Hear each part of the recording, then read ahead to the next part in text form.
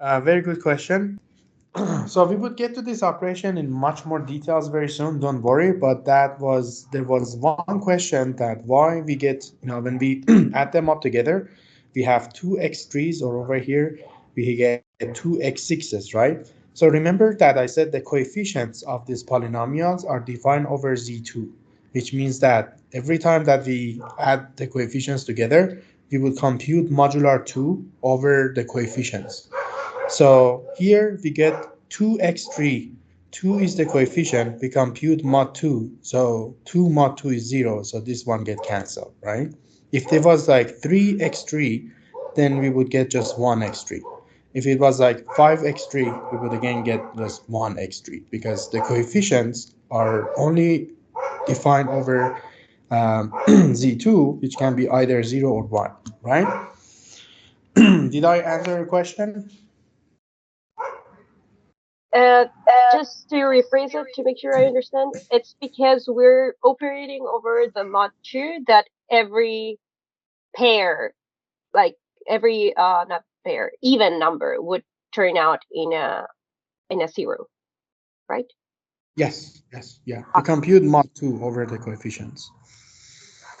For example, if we had like 6x3, we would just get 0. We would cancel it because 6 mod 2 is 0, right? So we would not have it at all. Just small details, yeah, in case that you wondered around how did it happen. But I'm just gonna leave these details here, just like some small, imagine it was an advertisement of how these things worked out. I'm gonna also give you another example. Maybe I should make a page 24. So remember that for mixed columns, we define another variable under variable y, and then this is like 2 to the power 8, which means that we have the polynomials over. Let me just write it down. So we have f of 2 to the 8 over variable y 0 1. This h means hex representation, y to the 4 plus 0 1 hex representation. Okay, so these are saying that all the polynomials over f2 to the 8 with degree less than equal to 3. So why 3? Because the degree of this irreducible polynomial is 4. So any polynomial we choose, we divide it by this degree 4 polynomial. The remainder should be at least at most 3. So let me give you an example. I just provided these examples that later you come back after we go through polynomials thoroughly, and you come back over here, you have some examples to work on. Imagine I define two polynomials. I define y1 to be a3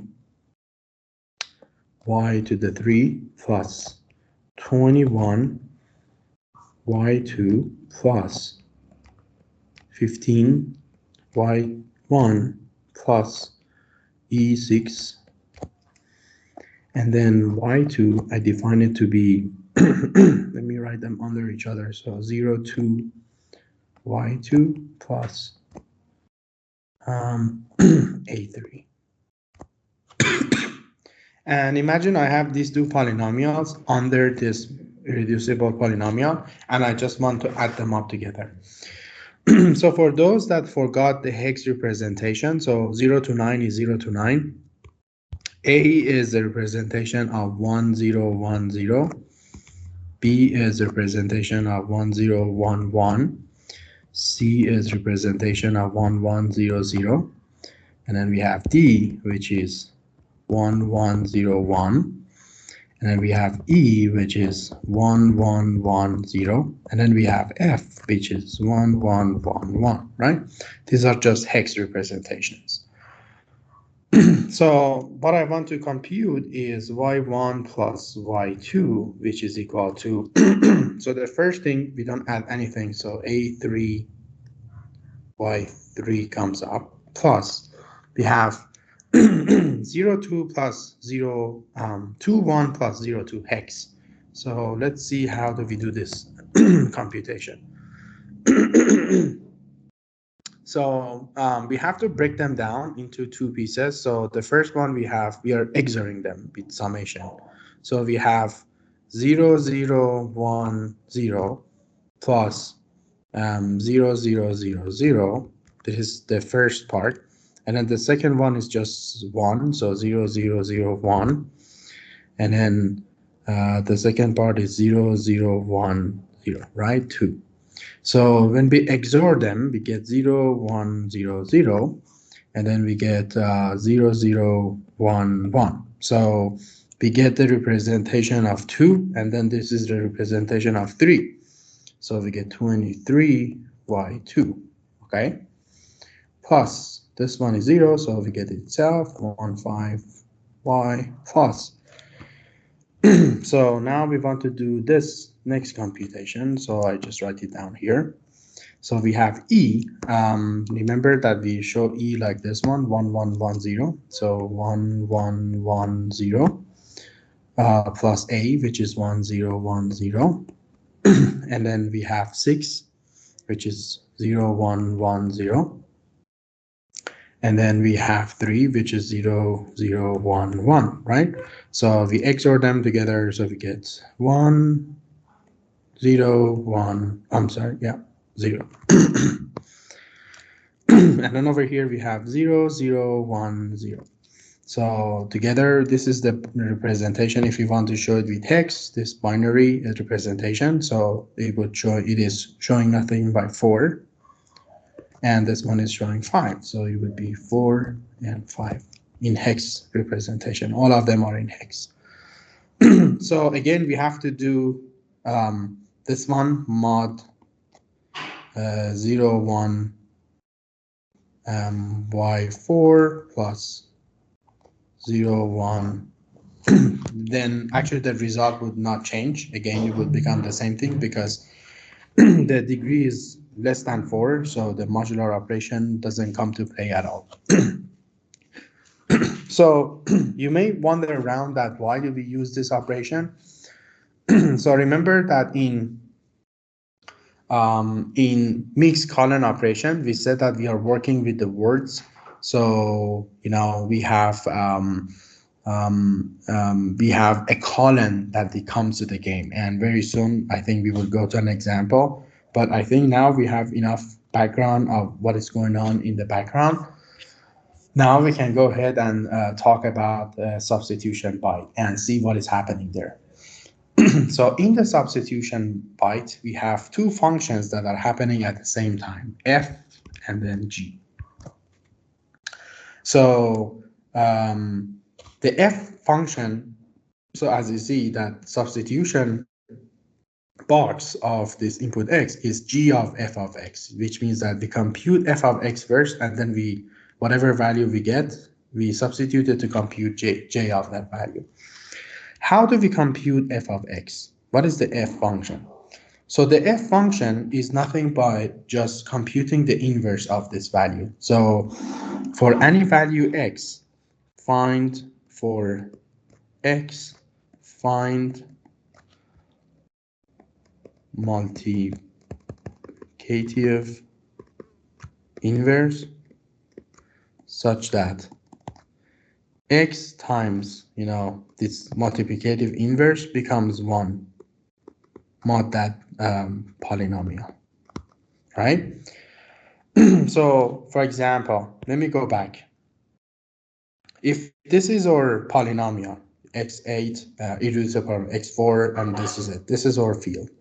If I give you the input is x3 plus x, and the output of the x function would be x5 plus x3 plus 1. Why? Because if I multiply these two polynomials to each other, I get 1, right?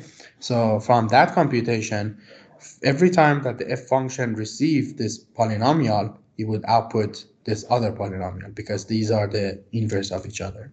How do we compute that? Soon we will get there to see how do we compute it. That is not our issue at the moment. All right, so that is just returning the multiplicative inverse. And it is done under this polynomial. So once we've done that, the G is actually just a linear combination. So we would receive that multiplicative inverse, and we would multiply it to A, and then we add B to it. So then we are basically computing AX plus B. So something is very interesting in the world of multiplicative inverses. The multiplicative inverse of any element in mod a polynomial or mod P is unique. And when I ask you what is the multiplicative inverse of this element, it is always this under this given polynomial, irreducible polynomial. And if I give you this one and I ask you what is the inverse of this, so the algorithm would always output this one. So which means that multiplicative inverse is inversible. So it is important because when we want to compute the decryption of some value in the DES, we know that the substitution byte would take this operation, but it is also important for us to see if substitution byte is inversible. If it is not inversible, it means that we are not able to do decryption at all. So let me show you that G function. I think G is a little bit weird over here. So G is nothing but a linear transformation, which is defined by AX plus B. A is a matrix that of polynomials, and then remember we show the polynomials with bytes, 1, 1, 1, for example, and so on and so forth. So we have a matrix of them. And then B is just one polynomial, 0, 0, 0, 1, 1, 0, for example. And then now you understand that when I'm saying AX plus B, whatever polynomial you put there, or value you put over here, you can just compute this whole thing, the AX plus B, right? And then you can immediately compute the output. So this is just a linear computation. So we know that from this construction. So again, one more time, I go through this. So in order to compute the substitution box, the substitution box has two parts. The first part, we have to compute the inverse of the input polynomial, input byte. We know that there's an algorithm later, we discuss it, that we'll find it, and it is inversible. Once we find this, we would input that one to this linear transformation. So we compute A is a fixed matrix, it is given. B is also a fixed metric, it is given. So we take this x minus 1 and we would substitute it with this x over here, and we would just compute this linear transformation. And done, that's it. So we are now we have computed this all computation for substitution byte. The only thing remains to see if this G is inversible or not, or reversible. That is the question that we have. So let's see. Let me define C equals to A. Remember that we always put the inverse of X, multiplicative inverse of X. So C plus 1. Maybe I can put this one over here. Inverse of X. That now it makes sense over here. So now I get this whatever value that is the output, I define it to be C, and then my goal is to see if I can use that one to get back to the X, right? So suppose that C is my output. So what I can do to do this computation now, what I can do is that I can return C over here and do some moving some of these variables. I can get x minus 1 equals to a minus 1 inverse of a, and then c minus b, right? I know that c is a vector, b is a vector, a is a matrix, and I compute the inverse of it, and so therefore I can compute it. So this means that yes, is G inversible? Yes, G is inversible, irreversible, or I should say inversible, sorry.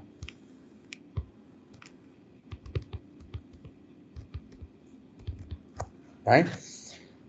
And then I know that I can compute the inverse of F. So is F inversible?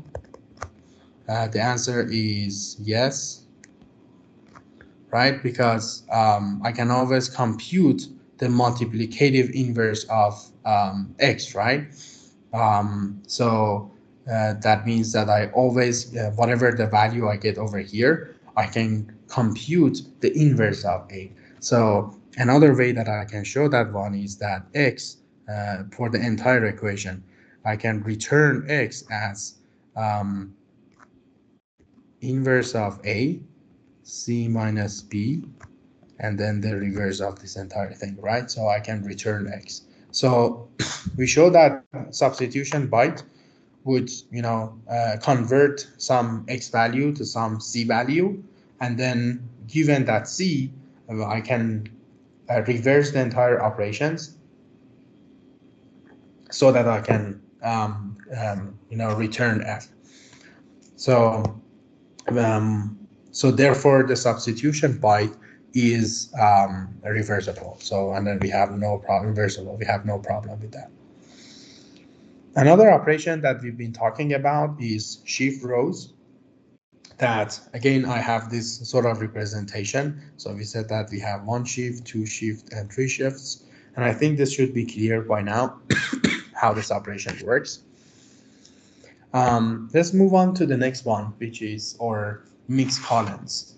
And I said that for mixed columns, we are going to use another polynomial that is defined over variable. Let me just use X over here too. This reducible polynomial X4 plus X, right? So what we are trying to do over here is that we are trying to represent every word in this matrix as if this one is A0, A1, A2, and A3. I want to convert this one to the corresponding state with values B0, B1, B2, and B3. So let's see how do we do that. So when I look at the state, this is my state. We said we are looking into the columns. So any of these values are 8 bits, 1 byte, which I can use them. They are a member of 2 to the 8. I can represent them as these hex values, any of this A0, A1, A2, A3. So then I form a polynomial. And then A0, A1, A2, A3 would be the coefficients of this polynomial. Okay. And then there is many different functions, 6 that C's that are also polynomials. And the way that we would do this conversion is that I would compute B of X equals to, I do this multiplication under this modular this irreducible polynomial. So, going back, I think I already discussed this case. Of course, this is under different polynomial, but imagine that we have again these 2 polynomials. We multiply them together. Instead of this dividing by this polynomial, I would divide it with the other polynomial, with this one, 0,1 hex x4 plus 0,1 hex, right? The operation would remain mostly the same. We don't have to really go into the details for that. So in order to do these operations all at the same time, so this is just one of the C operations. So I would define B0, B1, B2, and B3 to be as following. There is a fixed function 0, 2. These values are in hex 0, 3, 0, 1, 0, 1, and then there is 0, 1, 0, 1, 0, 3, 0, 2, 0, 1, 0, 1, 0, 3, 0, 2, 0, 1, 3, 0, 2. Okay, these are all hex values, and then you're gonna multiply them, imagining that that column is a polynomial, A0, A1, A2, and A3. When we multiply them together with this fixed polynomial, then modular that polynomial that we have here, 0, 1, hex 4, 0, 1, x4 plus 0, 1. Okay. After we do this multiplication, then we are able to do to get this b, and then we're gonna apply this multiplication to every column that we have over here, and then we can compute the corresponding b's on the other side. So that is given. So this is just like the computation that we have to do for the mixed column. And then we are going to discuss that mixed column is also invertible. So this is the computation. We are going to discuss that mixed columns is invertible. This is very important again for the decryption. So you may wonder, why are we choosing these different values or these c's? These are some polynomials that we call them cx that are these polynomials, and let's say just that this one is relatively prime to or irreducible polynomial is that we would show them in mathematics. We would show them they are co-prime with 0, 1, x4 plus 1. So what does that mean? According to the theorem that we have, when two polynomials are co-prime with each other, they are relatively prime. So which means that there is always then there is a polynomial d of x such that c of x times d of x becomes 1 mod 0, 1 x4 plus 0, 1. So this is the key over here. So because we choose this c of x's, these polynomials, to be co-prime to this polynomial. Again, what is co-prime? We'll get back to that very soon in the next chapter. But just like remember that whenever these values, you choose some polynomials that are co-prime, then their inverse always exists. And because their inverse exists, then we can always cancel them out. So which means that we can compute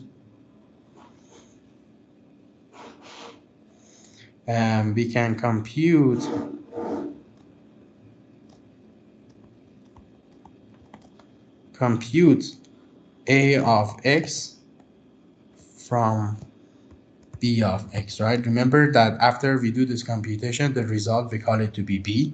So how is so? Because we said that b of x is nothing but a of x multiplies to c of x, right? So now we know that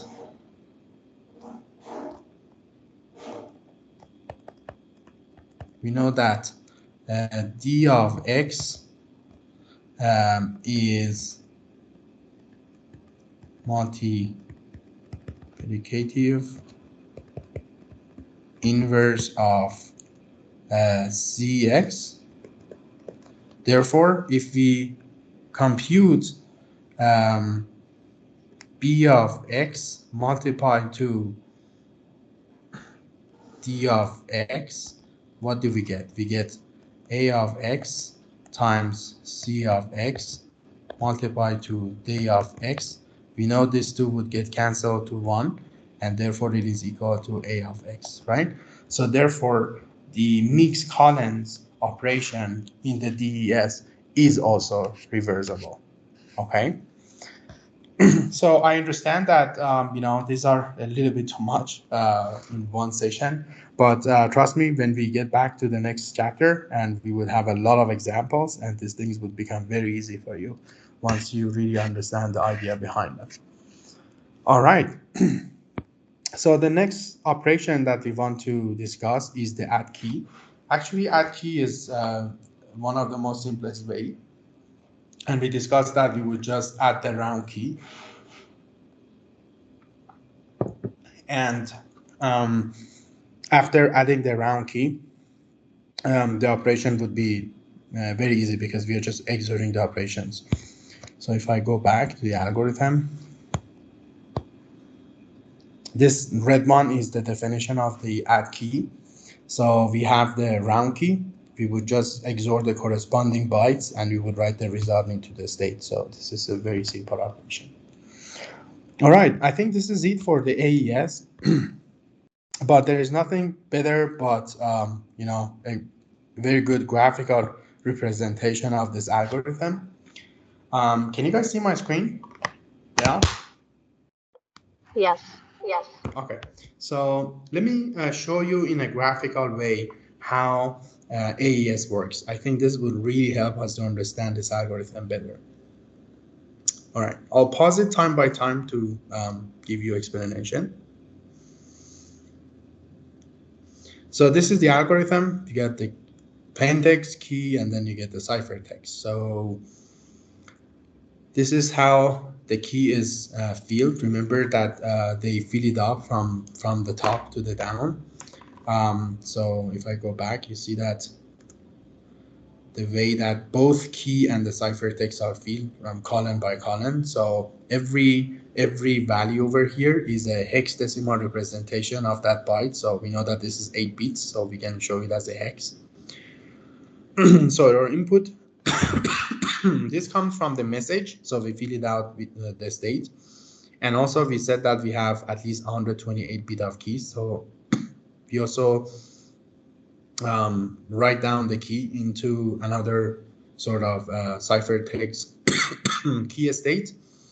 And then now we have to do two sort of computation. So we have two stages. Yeah, so we have two operations. This one would go to the encryption algorithm. But before we go to the encryption algorithm, we need to expand the key to different round keys that we need, and we got them the operation B. So let's suppose we have this B. We would get back to this at the end. Let's just go, suppose we already have our round keys, and let's see how the process A works. So as you could see, if I stop it right. So we already have, the round keys. So initial round, so they are already given. Now this is the state that comes in. The first round, we said we don't have anything. We just add the round key. And then for many rounds, we would apply this 4 operations. And the last round is just a slightly modification of normal round. We do everything except that we don't do a mixed column. The reason for that is because it should be reversible. So that is why the last round is missing the mixed columns. So you see the round number over here. And then the round 10, we do these 3 operations, and then we are done. So substitution byte, remember we discussed about the polynomial, irreducible polynomials, and all those computation. And it turned out that, because we are having a fixed number of polynomials that we can show with 8 bytes, actually it is just 2 to the power 8 different polynomials. So in actual implementation of the AES, we don't do those TDS computation. We have pre-computed this table with all possible inputs. And then we are basically and literally doing a substitution byte. So we would just take any input, and then we would break it down. The first one shows the row, the second one shows the column, and then we would substitute it with that. So this is equivalent of, computing that f function and g function and all those, reducible polynomial. So it is already computed in this S box for all possible polynomials. So we quickly do this substitution bytes, and then we are done. This is our new state now. So we take the current state, we leave the first one untouched, the second one we shift left once, twice, and then 3 times. And that's it. So the mixed column, remember that we have to multiply every column to a fixed polynomial, a matrix of polynomials, and then we will compute the B over here. So we would do the same thing with all other columns, and then we are done with the mixed column.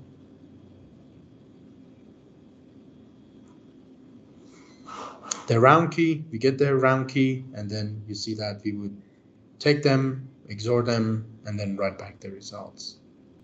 So you see that the first round, we just add a round key, and then the second round, we do substitution bytes, we do shift rows and mixed columns, and these are the exact values that you're supposed to get after you do all those computation. And remember the last round, we don't have mixed column, right? So it's a different one. So this would be your ciphertext. So this is the part that we didn't cover in our lecture. I think it is easier to cover it on this video.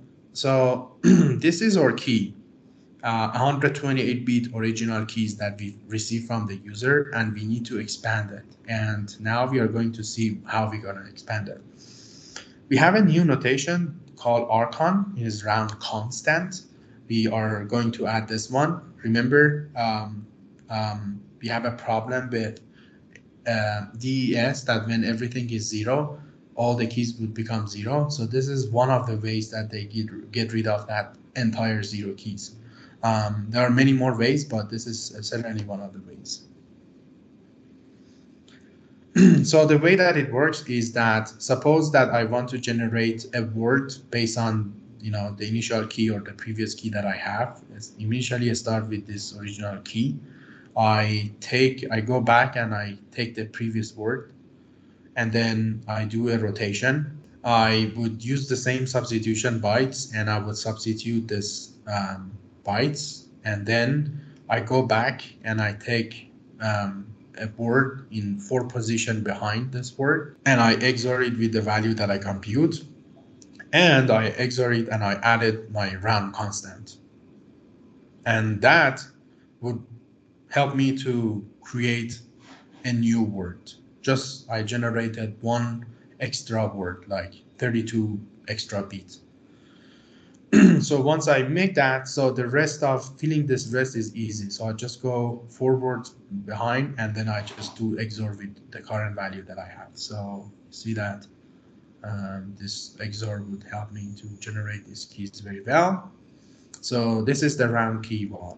And for round key 2, again, I take the previous one, r dot substitutions. The first one is always mini operations, and then XOR it at the round key, and I compute this one. So from here, I just XOR it with the previous round key.